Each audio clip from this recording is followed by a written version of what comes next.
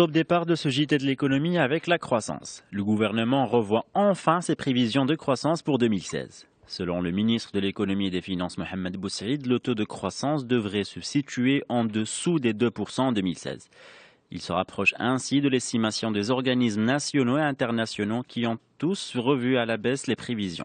La raison de cette révision à la baisse est la même pour tout le monde. L'économie est plombée par une valeur ajoutée agricole fortement impactée par la faible pluviométrie de cette année. Sur la base d'une prévision de production céréalière de 33,5 millions quintaux, la valeur ajoutée agricole connaîtra une régression de 7,3% par rapport à 2015. Parallèlement, les autres secteurs connaissent un certain avancement. À l'exception de la branche de chimie-parachimie, le secteur industriel connaîtra une nette amélioration. C'est ce que relèvent les enquêtes de Banque al-Maghrib ou du HCP. Le tourisme, quant à lui, a enregistré une progression de 6,6% en termes de recettes, malgré une légère baisse des arrivées et des nuitées au premier trimestre 2016. Au niveau de la demande intérieure, elle restera soutenue par la dynamique des transferts des MRE et des crédits à la consommation et des effets de la campagne agricole de l'année dernière. Le fait que le gouvernement passe de 3% prévu dans la loi de finances de 2016 à en dessous de 2% rapproche sa prévision de celle des autres organismes. Mais l'écart reste quand même assez important si l'on prend en considération de 1% de Banque al-Maghrib ou du 1,3% du HCP. Les prévisions du gouvernement ne trouvent de soutien qu'auprès des organismes internationaux. C'est le cas par exemple du FMI qui s'attend à une croissance de 2,3% ou la Banque mondiale qui s'attend, elle, à 1,7%. On s'intéresse toujours à l'économie marocaine, mais cette fois vue par l'OCDE. L'organisation vient de publier un rapport sur les perspectives économiques en Afrique en 2016. Concernant le Maroc, l'organisation s'attend à une croissance de l'ordre de 1,8%, proche elle aussi des prévisions du gouvernement.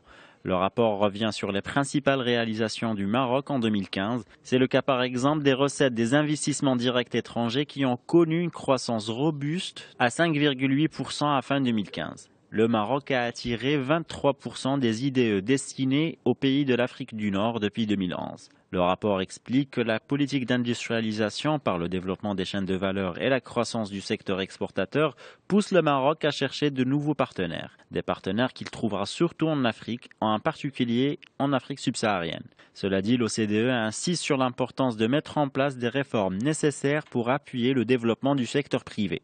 Des réformes qui permettront d'assurer la transformation structurelle de l'économie marocaine. L'OCDE encourage le gouvernement de poursuivre ses efforts dans les réformes engagées afin de rétablir les équilibres économiques et d'instaurer un meilleur climat des affaires. Elle incite également à renforcer les prestations sociales et l'efficience du secteur public.